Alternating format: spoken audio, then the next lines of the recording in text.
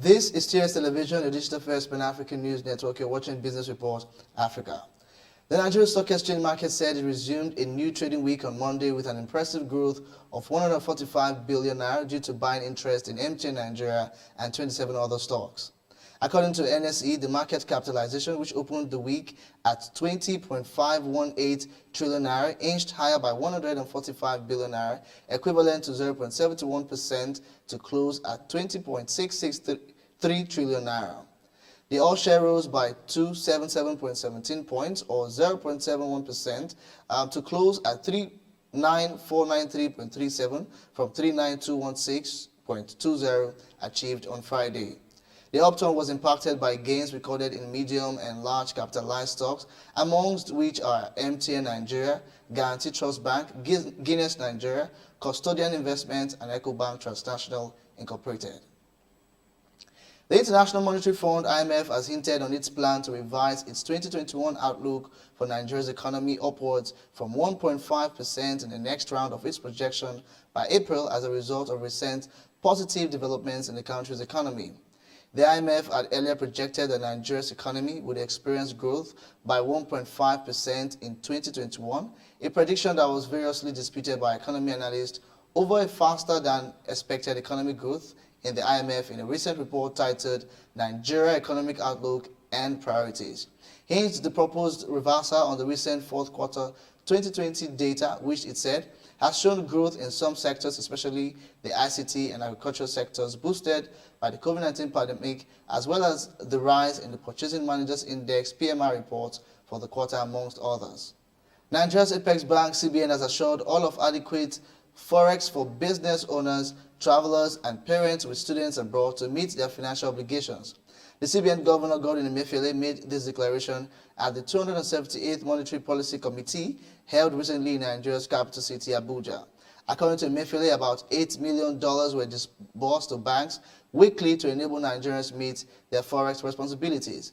He further urged Nigerians to report any commercial bank withholding forex to a special call center of the Apex Bank.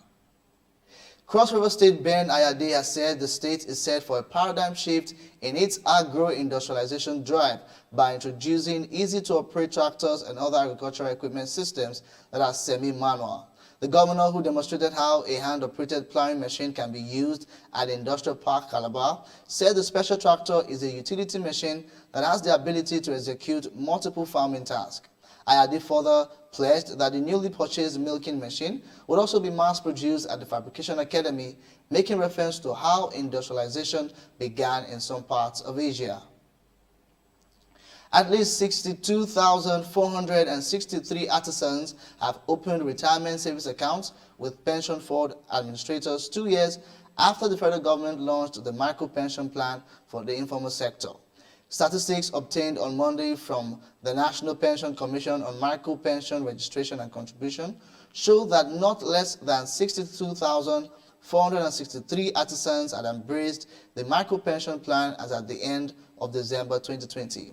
According to the Commission, the artisans have a cumulative contribution of 89.68 million naira. This is your digital first Pan-African news network, TS Television, and you're still watching Business Report. We'll be right back shortly.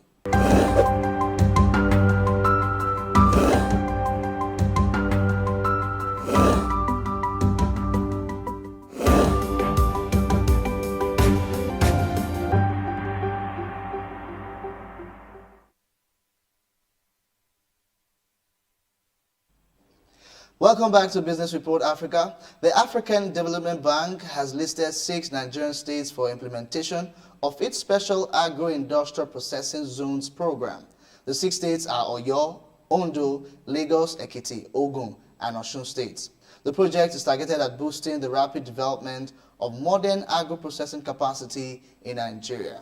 This was disclosed by the African Development Bank team, Dr. Chuks Ezedima, alongside other delegates of AFDB and those of the International Fund for Agricultural Development paid a courtesy call on Governor Seyi Makinde at Oyo Governor's office on Monday. And now to the shores of Ghana, where the country's President Nana Addo Dankwa Akufo-Addo has a very important plank of new strategic partnership between Africa, Spain, and Europe that would be the strong support for the African Continental Free Trade Area, which began trading January 1st, 2021.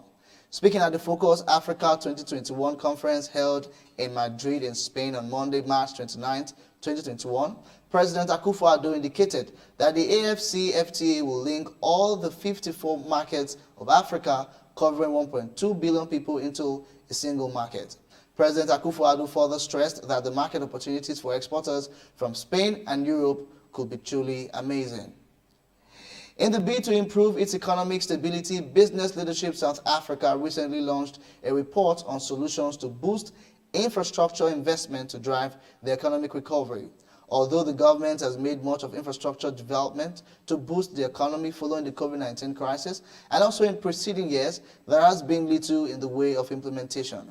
While business, government, and social partners all agree that greater investment is important, over 5 years infrastructure investment volumes have fallen further from the National Development Plan's target of 30% of gross domestic product a year. The report compiled by Intellidex said investment had fallen from 20.3% of GDP in 2015 to 17.9% in 2019, and more recent data suggested it had fallen further in 2020. Similarly, Kenya's agriculture sector network, ASNET, welcomed new trade deal between Kenya and the United Kingdom, opening markets for traders in the two countries. In a statement, the network noted that the pact will facilitate the continued duty and quota-free access of Kenya exports to the UK as they do in the EU market bloc and secure foreign exchange earnings. The sector acknowledges the agreement will enhance the competitiveness of Kenya's leading agricultural exports, namely cut flowers, fresh produce, coffee, and tea, even as the sector looks forward to the expansion of the list to include other products. More business report after this time out. Do stay tuned.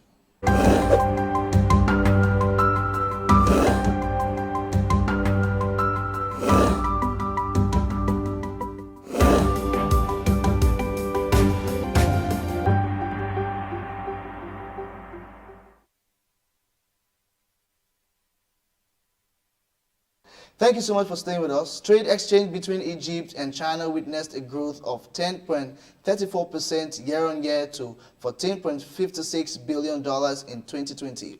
This is according to a report on Monday which cited an official data from the Chinese Ministry of Commerce. The Chinese exports to Egypt also rose 11.83% year-on-year to $13.64 billion last year, data showed. Meanwhile, Egypt's exports to China dropped 7.84% year-on-year to $920 million over the course of 2020. Egypt has become China's 49th biggest trade partner as of December 2020. Away from Africa now to the foreign scene, where it has been speculated that global banks may lose more than $6 billion from the downfall of Akego's capital. Sources revealed, noting that regulators and investors feared the episode would reverberate more widely. Japan's Nomura and Credit Suisse of Switzerland warned of major losses from lending to Akego's for equity derivatives trades, triggering a worldwide sell-off in banking stocks. Morgan Stanley shares fell by 2.6% and Goldman Sachs Group dropped by 1.7%. Nomura shares closed down 16.3%, a record one-day drop, while Credit Suisse shares stumbled by 14%, their biggest fall in a year. Deutsche Bank dropped by 5% and UBS was off 3.8%. Let's close with this report, where a growing number of international brands are facing a backlash in China over the support for Uyghur Muslims in Xinjiang province. H&M, Nike, Adidas, and Burberry Nike, Adidas, and Burberry are among the fashion labels to say they will no longer use cotton from the region because of concerns about forced labor there.